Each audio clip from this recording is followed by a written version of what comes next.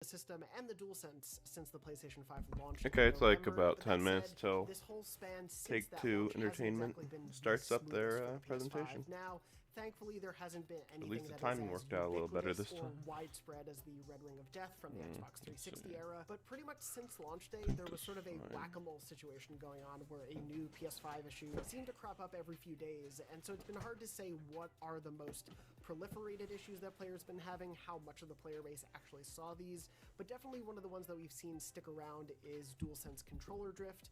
We've definitely seen some stick drift there that PlayStation is now facing a class action lawsuit because of, very similarly to Nintendo with the Nintendo Switch Joy-Con drift. That said, there have been a few other issues, such as rest mode bugs and occasionally downloading the PS4 version of the game when you wanted the PS5 version, but thankfully, again, nothing has been catastrophic across the board, but it's been a sort of strange, oh, what's that new issue I'm hearing about today?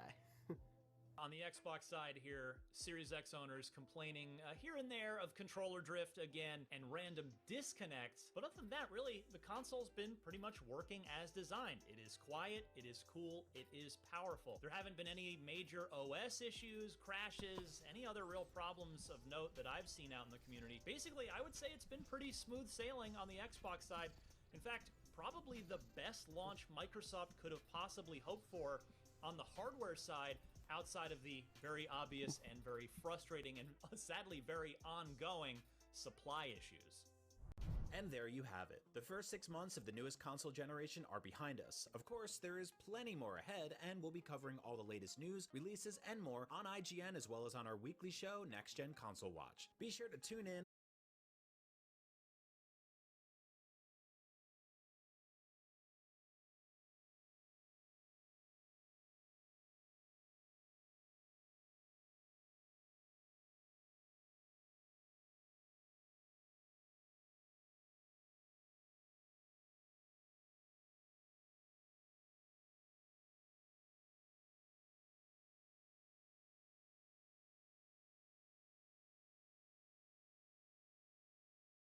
Series X continues, and keep it locked to IGN.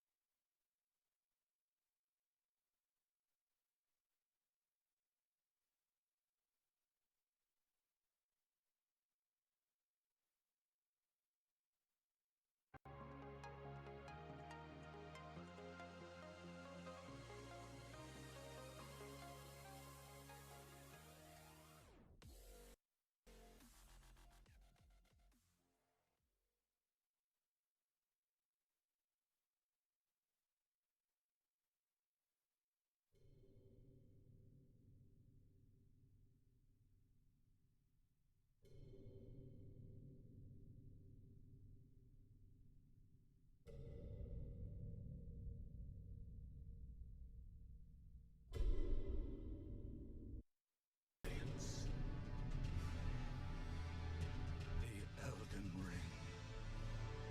Oh, Elden Ring. Shattered by someone or something. Don't tell me you don't see it. Look up at the sky. It burns.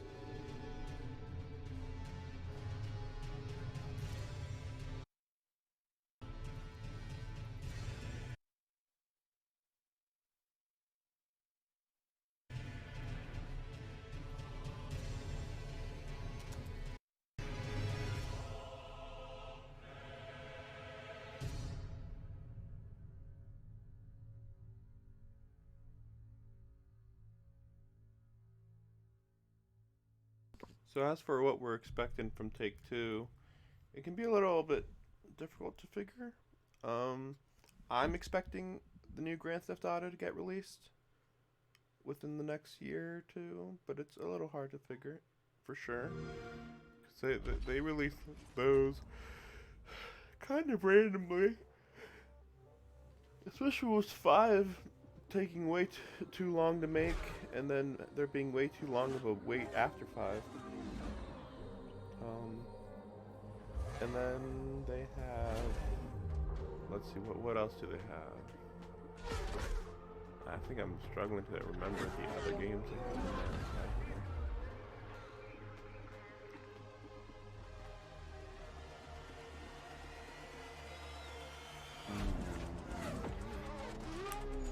I don't know. I know that they have like at least about 3 other really big titles. I mean, I guess it'll be just really obvious once it starts up. But yeah, I'd say only expect like 3 deep dives on games. I don't think they have many small titles.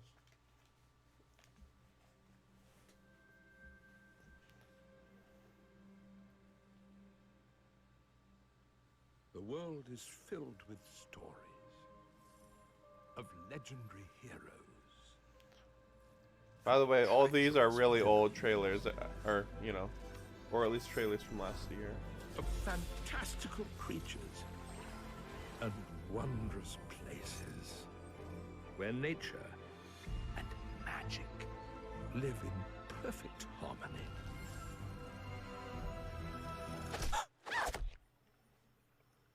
Not all stories have happy endings. But yours has yet to be written.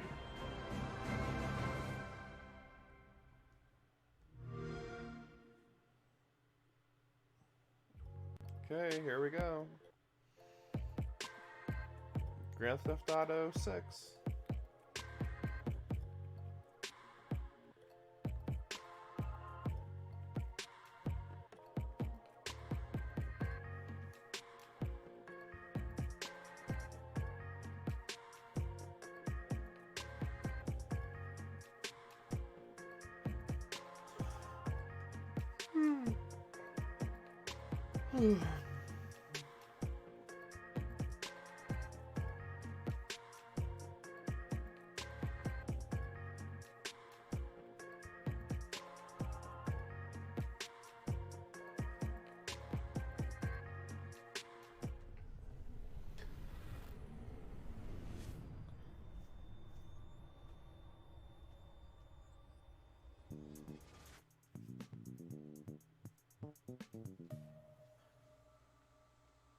Hello, I'm Alan Lewis, Vice President of Corporate Communications and Public Affairs for Take-Two Interactive. Thank you for joining us today and welcome to Virtual E3 2021. Take-Two, like many organizations, is deeply committed to and actively involved in numerous What is this, a initiatives shareholders to enhance meeting? diversity, What the heck are you equity, and doing? inclusion within our society and industry.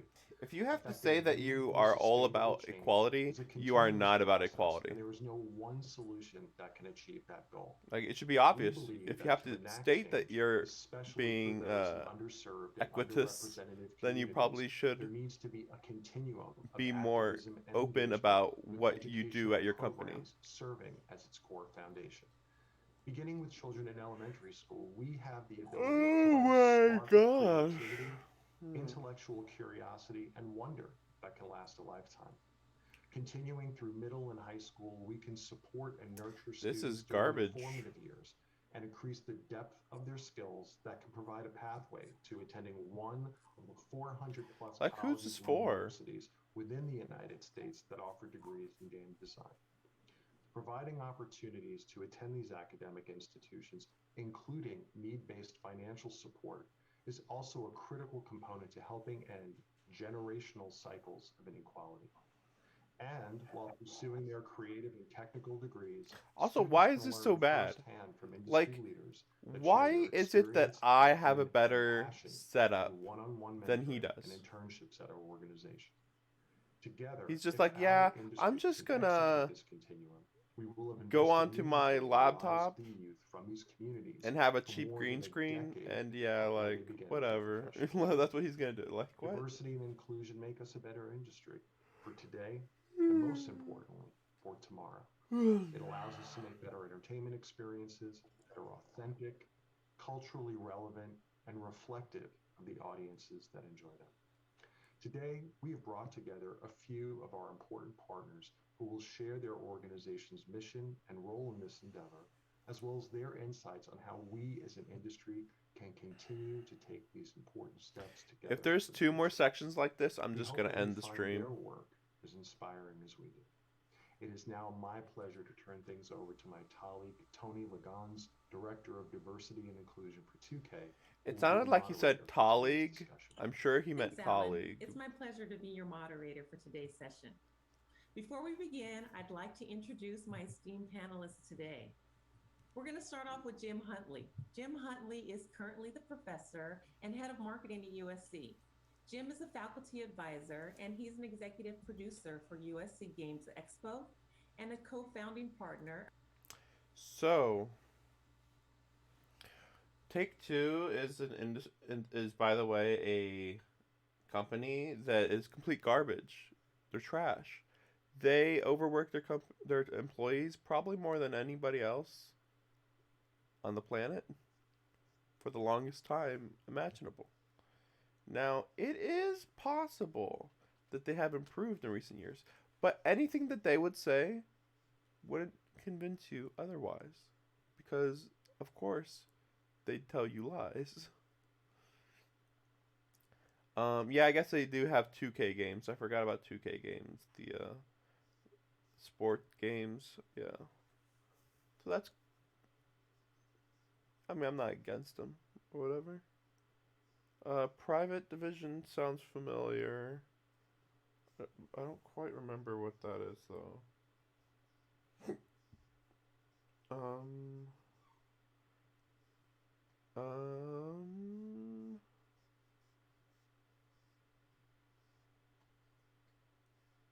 I can't see, like, there's Games for Change, whatever, and then like CCQ or GGQ. Games done. No, it's not. Yeah, that's not GDQ. Yeah. So I don't know what GGQ is or GGO or whatever. And I don't know what those two in the middle are. So yeah, I don't know.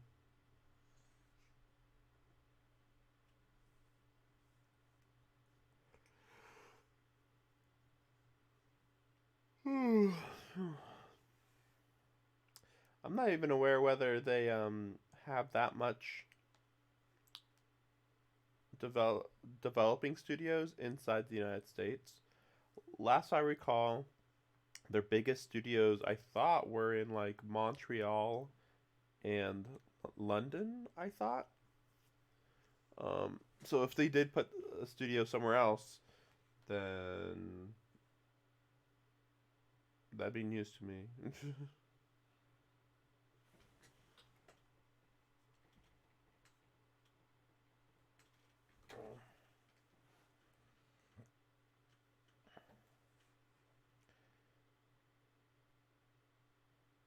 But it's kind of interesting that they're like, oh, well, we really support people's blah blah blah rights and and college learning stuff, and it's just like, okay,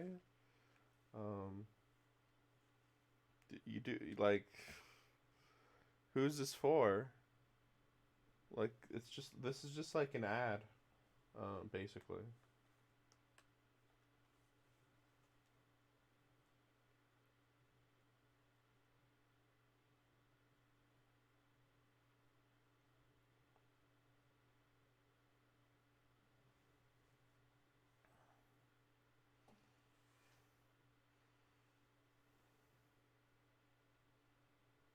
Oh my gosh, this guy, he's like, I need water. It's been 2 minutes. I need water, guys. You just don't understand how much I need this water. Like, what?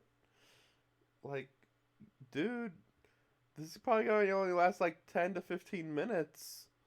And you couldn't just not drink water at a international conference call that's being live streamed internationally to anyone who gives a crap.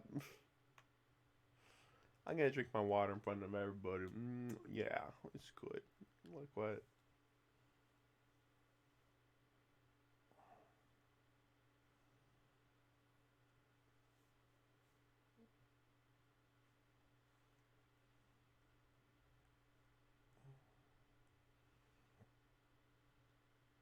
Oh, look at this guy. Look at this guy. Oh my gosh, what the fuck is he doing? Everybody else paying attention. This guy, I got so many things to do. Oh, so many things, I mean, you're not talking to me yet, right? It's no big deal. Yeah, I'll just do whatever I want. Oh yeah, I got like a TV show playing right there on the side. Don't just wait, Uh, once I'm done with that TV episode, I'll pay attention to what you're saying. But in the meantime, I'm gonna just just like complete garbage. I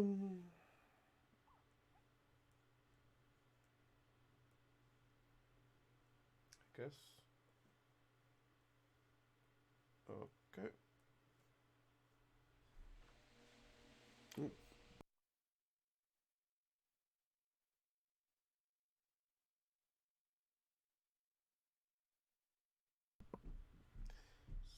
So,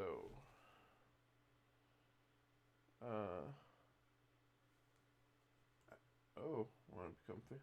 Oh, we got another guy who wants to ask if I want to become famous and stuff. Oh, wow. I love those bots. My most popular viewers.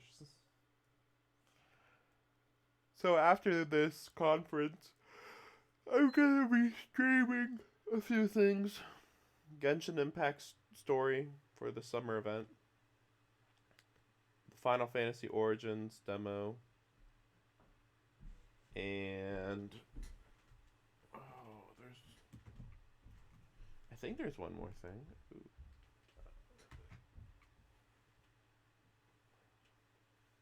I'm not remembering what it is though.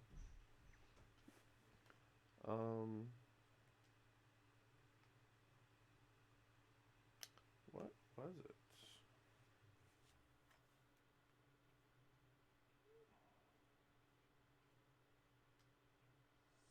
I mean, I guess technically it's the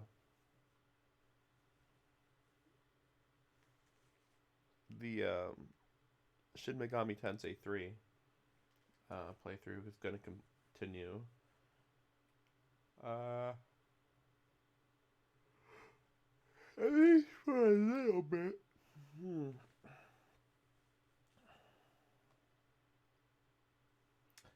Oh yeah. Okay, we're gonna go get this small, and we're gonna see some of the comments. Yeah, I need to check out what the heck they're saying. Oh my gosh, I can't even imagine. Yeah, take too long.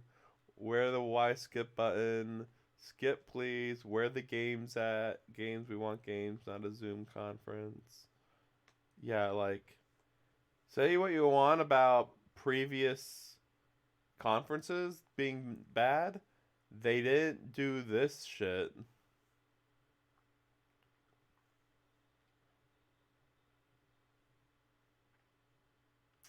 I'm really annoyed that people were complaining about Square Enix. I watched a few other people's streams for Square Enix, and they are just... I don't know what they were expecting. I don't know what they wanted, really.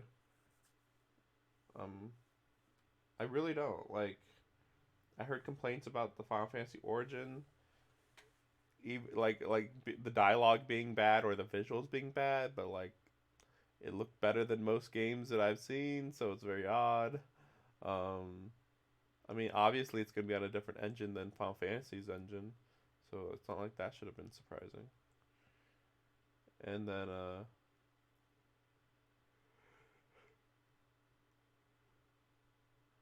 apparently some people were even thinking that Guardians of the Galaxy wasn't going to be good or something. Like, I completely forgot about that game. Or at least I thought that some other company other than Square Enix was making it. But, like, that looked really perfect. And some people were just like, well, I expected it to be bad. And it's like, why? Like, the Avengers game was just bizarre. So the fact that Guardians of the Galaxy took longer to make should tell you that more than likely they have more time to make it. That it's more likely to be polished. I mean, was the Avengers game... I mean, in my mind, I'd say that the Avengers and Guardians of the Galaxy games started getting made at the same time.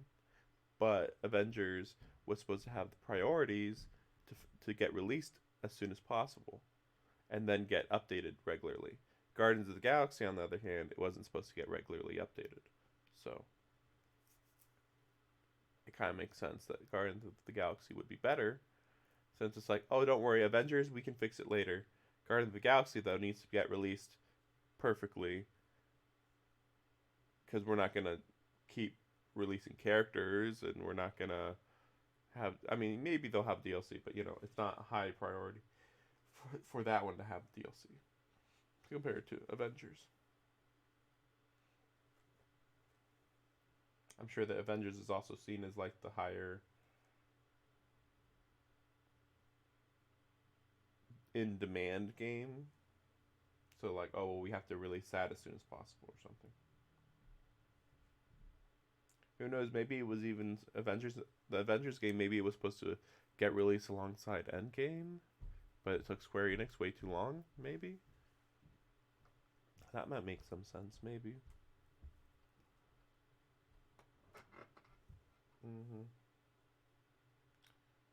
So, yeah, it looks like everybody hates the conference.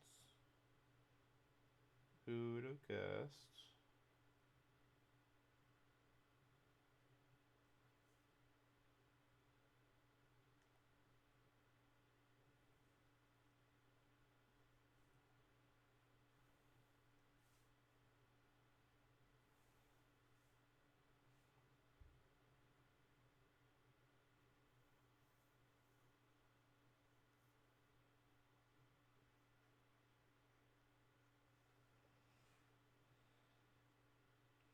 Look at this person's face, like,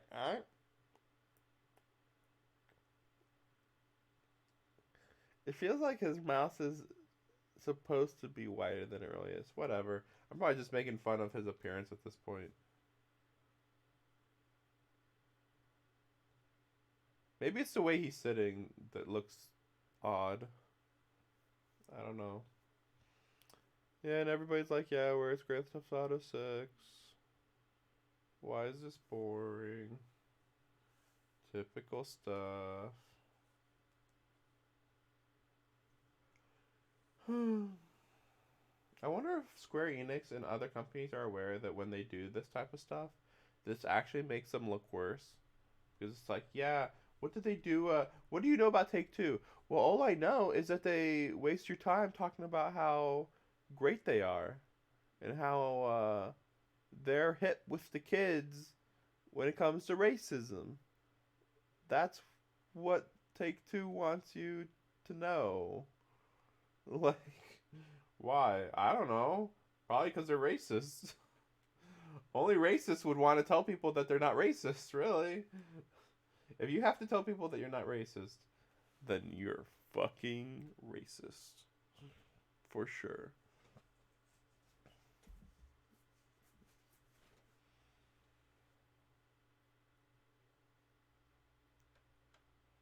Look at this guy. Look at this guy on the left. He's bored as we are. But hey, you know what? At least everybody else is paying attention more than he is. I don't even know if I should be giving him any credit. Like, he's the one that actually is stretching and moving and being like, man, this is taking a while. Everybody else is just like, yes, I am statue. Don't move. Maybe nod a little. Otherwise, I am statue. Like, sheesh. Company as big as Take-Two didn't need to use E3 for this. Yeah, that's true. Well, again, this is only important for a shareholders meeting.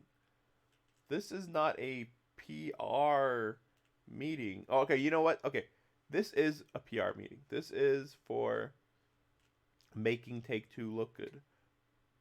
But it makes them look bad when they aren't showing games at a conference that's meant for showing games. It's like, imagine the new iPhone getting released in a conference, and 50 minutes of an hour presentation is this, and the last 10 minutes are the phone stuff. Oh, you had questions about our product? Well, we don't have time for that. Anyway, bye. Like, what? You know? Like, what the fuck?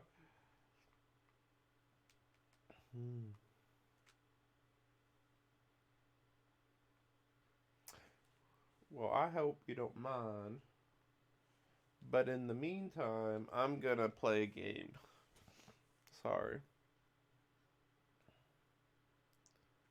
If I had a better setup, I'd show the game on stream. But as it is, my computer and my PlayStation are just two different things, basically. But yeah, I'm gonna be playing Temtem in the meantime. Temtem is a Pokemon ripoff game, which isn't at all like Pokemon in a good way, but also not in a good way.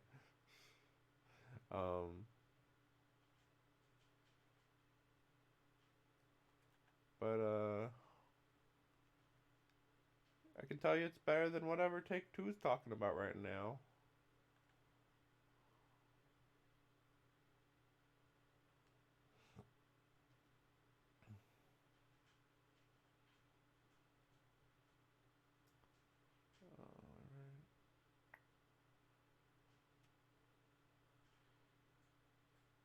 But yeah, so far it seems like E3 is not going to have any new games. I suppose it's not that surprising, in a way. In a way.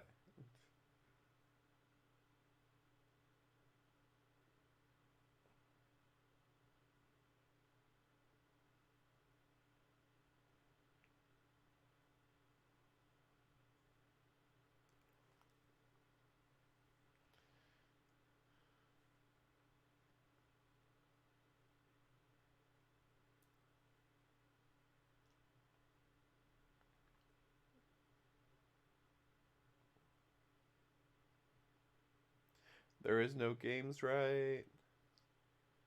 Spider-Man on Xbox. Okay. Why would someone say Spider-Man on Xbox, please? What does that have anything to do with what Take-Two is or what they do? Like, they don't make Spider-Man. They don't own Xbox. Like, what? What are you guys talking about?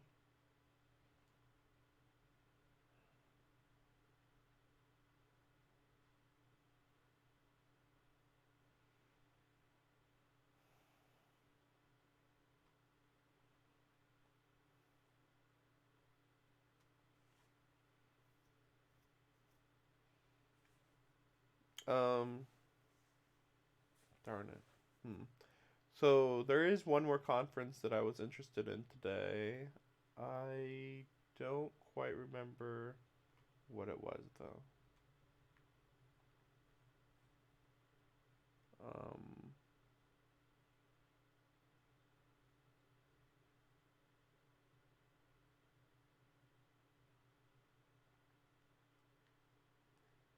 Yeah, I really don't remember what it was.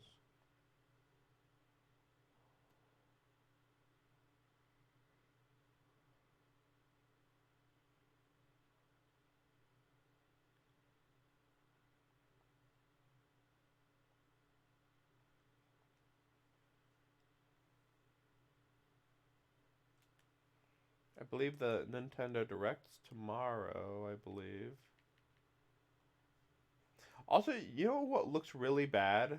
I don't know how they don't know this, but it looks really awful when you're like, look at how good our company is. We have one box for gay gaming, one box for gamer girls, and I guess that's it. But like, it just makes me think about how the people who actually care about this stuff will say, "Is that everybody? Okay, so you're pro girls, you're pro gay, but what about LGBTQ extended? What about everything else? You had gay there, but what about everybody else? You don't believe in other rights, I guess." That's what that makes me think. It's just like, who are you doing this for? Because the people you're doing it for aren't going to appreciate it. And the people who don't care aren't going to appreciate it. Like, you're kind of failing on both fronts, I suppose.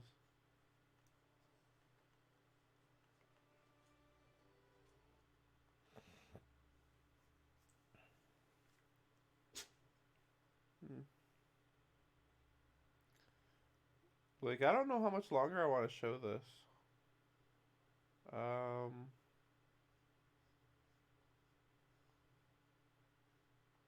don't. Yeah, I'm trying to think.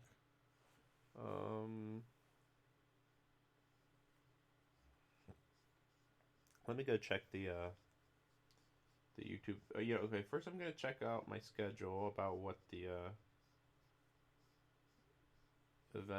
about all the events being shown. Oh, Capcom's at 5:30 p.m. Okay, okay. I mean, you just know there's gonna be something at Capcom, even if it's like, even the lamest, shittiest, awfulest, worstest, everything stuff from Capcom can't compare to this. It just can't, because it's games versus this not being games. By the way,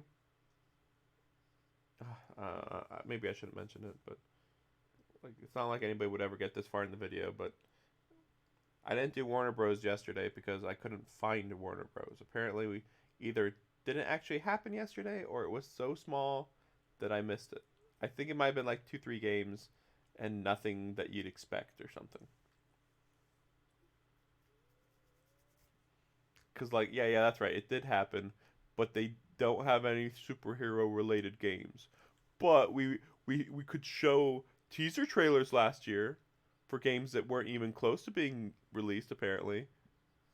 Like, they showed, like, at least 3 or 4 trailers last year that apparently every game was 2 years off from being released, at best.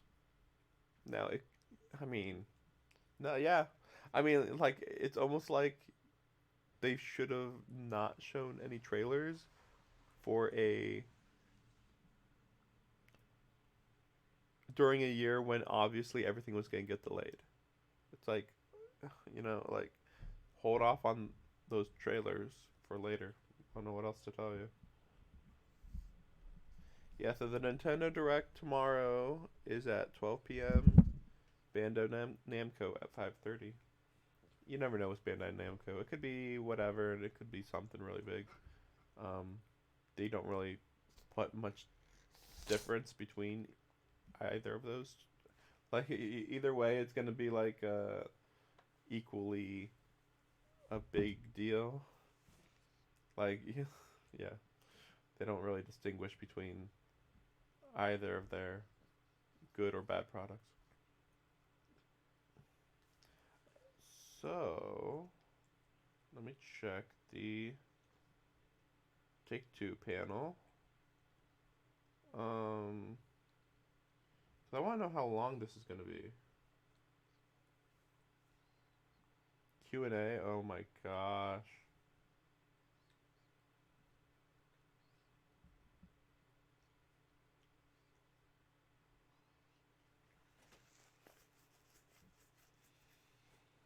Did you also...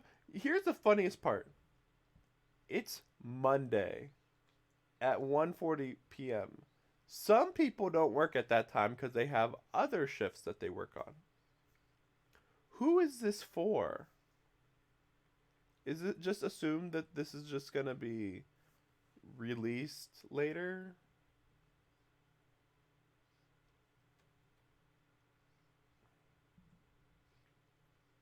And so then that's all that matters. Like, oh, don't worry, nobody's gonna watch it when we do it live, but it'll be shown later. Like, who's gonna watch it when they hear that there's no games? Smart companies say, here's a condensed version of this, a little bit of a condensed version of this, then a game. A condensed version of this, then a game. A condensed version of this, then a game. Or better yet, the games show off this if they care. But I know they don't, so. Okay, I think we're good here. I mean, they just had a QA panel for something. How about what the fuck are you doing? How about that? But no. Who knows? Okay, yeah. Let's listen to what the Q&A panel sounds like. Let's listen.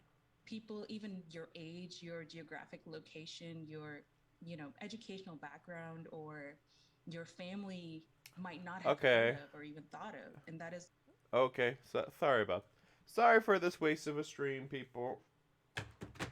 Yeah, somebody in the comments just mentioned this for 30 minutes, and yeah, you know what? I didn't think about that. I don't know why. Well, I guess I was able to burn some time, and so it didn't feel that long. But yeah, wow, 30 minutes sure flies by, doesn't it? And, maybe it's supposed to go on for another 30 minutes. But yeah, we're done here.